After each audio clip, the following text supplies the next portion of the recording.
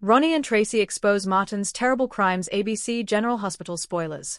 Ronnie Bart arrives in Port Charles feeling uneasy. She's stayed quiet for too long.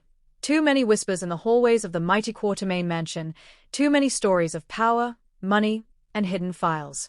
The grand facade of the Quatermain estate, glittering balls, high-powered business deals at ELQ, and the lunch parties where nothing is ever as it seems, hides darker undercurrents.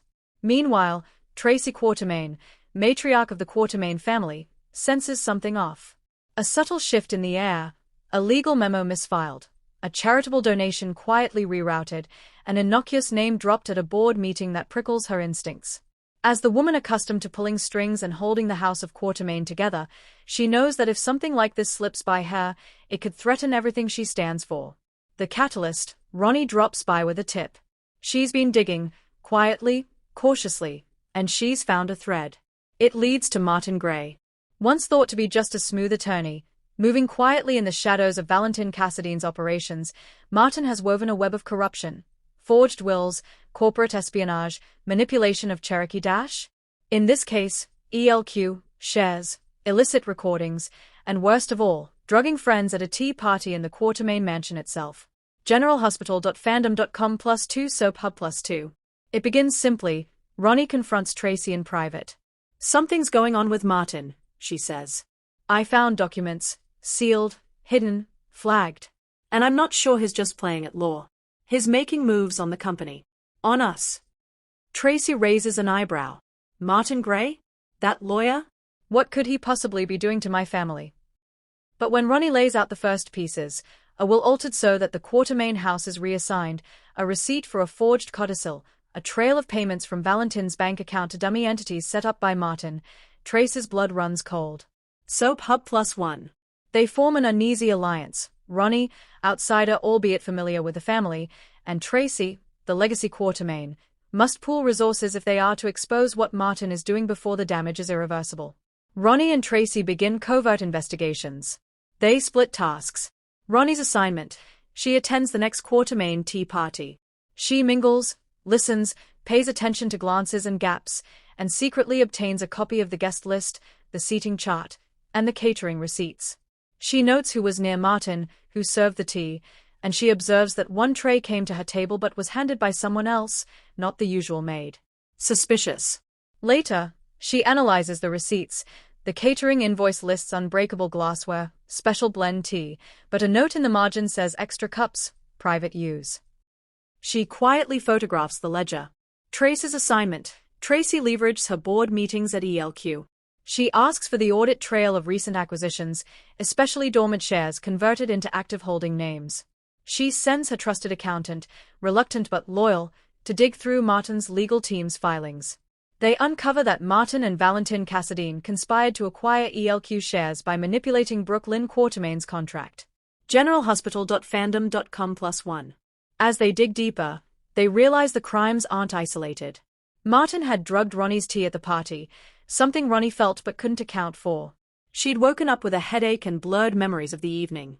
The document trail later revealed medical expense reimbursement for the party labeled under miscellaneous, courtesy.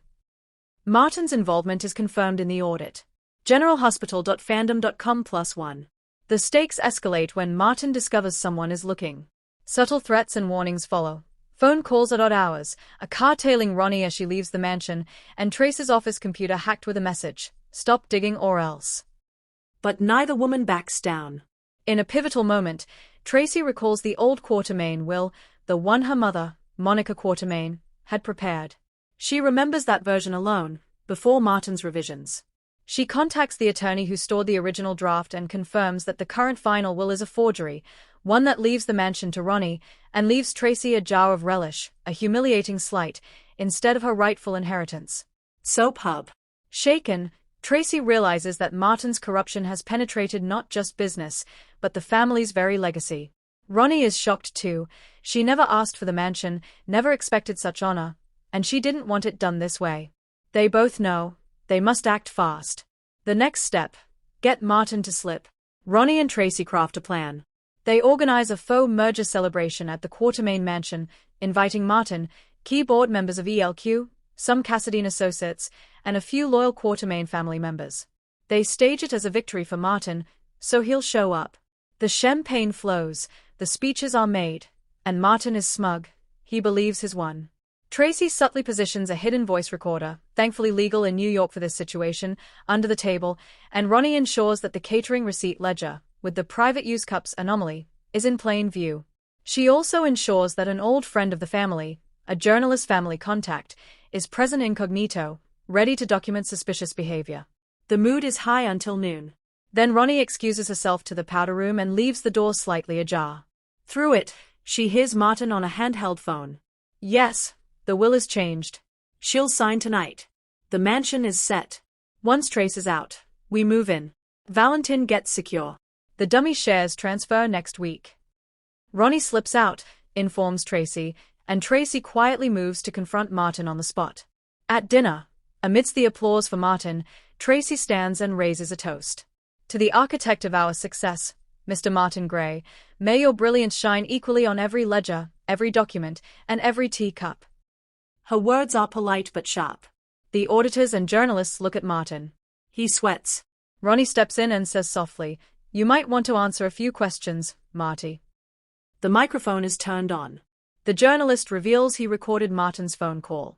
The ledger and catering invoice are displayed on the big screen, under the guise of Quartermain Heritage Archive. The room focuses on Martin. He tries to laugh it off, but the empirical evidence is there. The crowd gasps. Martin realizes he's cornered. Martin doesn't go quietly. He tries to wriggle. He claims misinterpretation, claims that his actions were for legal strategy, protecting the family from the Cassadine threat, just doing my job. He raises his hands, gestures at the board. You know Valentin was going after ELQ anyway, you know the shares were vulnerable. I saved the company. Tracy shoots back. Saved the company? By forging a will? By reassigning the family home? By drugging tea parties? By hiding payments and acquiring shares behind our backs? The room is dead silent. Ronnie, stands up and says, "Yes, you drugged me. You drugged my tea. I have the medical invoice. I woke up disoriented. That cup of special blend was your doing." Martin's face turns pale. He tries to point at Ronnie. "You're making this up. It's a mistake." But the journalist holds up the medical bill tagged under Martin's miscellaneous heading. The board member who reviewed the audit confirms the ledger and expenses. The lawyer who prepared the original will shows the draft with Trace's name as inheritor, not Ronnie. The fallout is immediate. The board announces that an independent audit will be launched into ELQ's recent share transfers. The district attorney's office is called in. The will forgery becomes a criminal matter. Martin's law license is suspended pending investigation. The Quartermain family hold their breath, uncertain what else Martin might have slipped past them. Ronnie, still recovering from the effects of the drug tea, leans on Tracy. For once the two women are allies. But side effects remain. The mood at ELQ is tense. The Cassadine contingent is quietly furious that their plan is exposed. Valentin mutters about loose ends. The Quartermain board wonders how many more skeletons are in the closet. In the weeks that follow, reports swirl in Port Charles. Martin's clients drop him. The news wires bring stories of a scandal. Quartermain matriarch exposes attorney's web of fraud. ELQ shares under investigation. Lawyer accused of forging will and drugging tea party guests. Although fictional in this retelling, it mirrors the kind of headlines you'd expect. Tracy, bruised but defiant, holds a family meeting in the mansion's grand drawing room. She faces her heirs, Ned, Brooklyn, Monica's legacy, and declares a new course. We will clean this up. We will expose every corner. We will rebuild, not just the company, but our trust. Ronnie stands by her side. She's still shaken by the drug event, but confident. We did the right thing. Together. She glances at the mansion, which was temporarily assigned to her in the forged will, and says quietly, I never wanted this house. But I'll help protect it now. Martin, meanwhile, tries to salvage his reputation in the background. But when the independent audit uncovers more offshore transfers, forged legal documents beyond the will, coerced signatures, stock manipulations, even blackmail of a board member, his fate becomes sealed. He's indicted for fraud, forgery, and possibly assault, in regard to the drugging incident.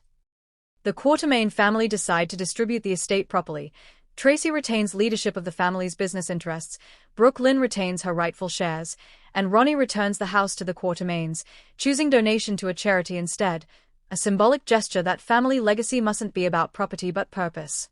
In the final scene, the sun sets over Port Charles. At the Quartermaine mansion, Tracy pours 2 glasses of champagne. She hands one to Ronnie. To truth, she says.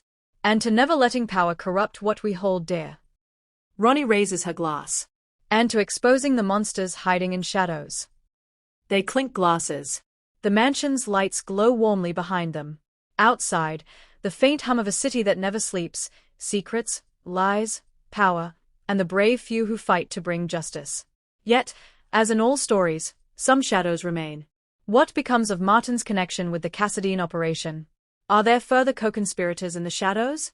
The original will's forgery may have been revealed, but the documents show references to unknown power of attorney holders whose names are redacted. Ronnie still suffers occasional dizziness. The effects of the drug may have longer-term consequences. The Quartermaine board, while renewed, remains wary.